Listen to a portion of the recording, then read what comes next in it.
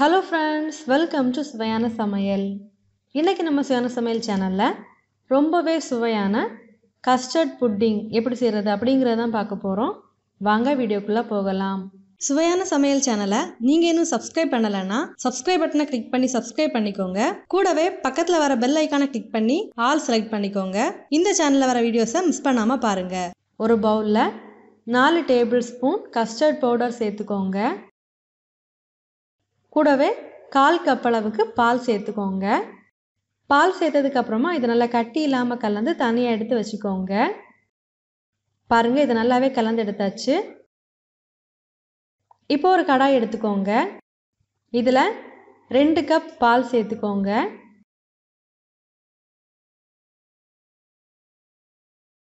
பாலை ஒரு வாட்டி நல்லாவே கொதிக்க விடுங்க. பாருங்க பால் நல்லாவே கொதிக்க ஆரம்பிச்சாச்சு. இப்போ இதை ஒரு வாட்டி நல்லா கலந்து விட்டுக்கோங்க. இப்போ இதில் ஒரு 1/2 கப் சர்க்கரை சேர்த்துக்கோங்க. உங்களுக்கு தேவைப்பட்டா சர்க்கரை அதிகமாகவும் சேர்த்துக்கலாம். சர்க்கரை சேர்த்ததுக்கு அப்புறமா இந்த சர்க்கரை நல்லா கரையிற அளவுக்கு நல்லா கலந்து விடுங்க. சர்க்கரை நல்லா கரைஞ்சி வந்ததுக்கு அப்புறமா நம்ம எடுத்து வச்சிருந்ததை ஒரு வாட்டி நல்லா கலந்து விட்டதுக்கு அப்புறமா இதில் சேர்த்து நல்லா கலந்து விடுங்க.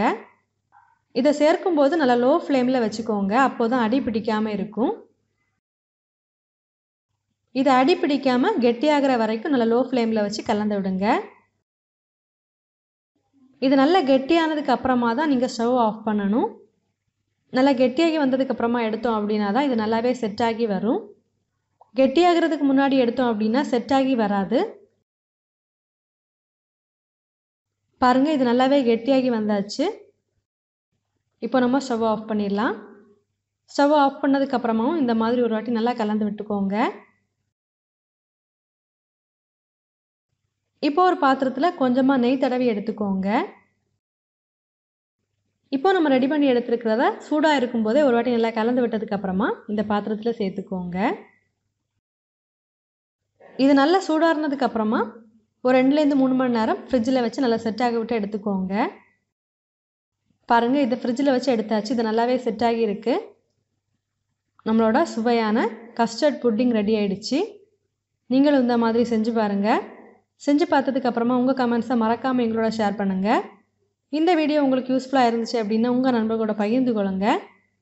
நீங்கள் இன்னும் நம்ம சுவையான சமையல் சேனலை சப்ஸ்கிரைப் பண்ணலைன்னா மறக்காமல் சேனலை சப்ஸ்கிரைப் பண்ணிக்கோங்க. இந்த மாதிரி சுவையான ஒரு ரெசிபியோட நான் உங்களை சந்திக்கிறேன். அது வரைக்கும் சுவையாக சமைங்க, சுவையாக சாப்பிடுங்க. நன்றி.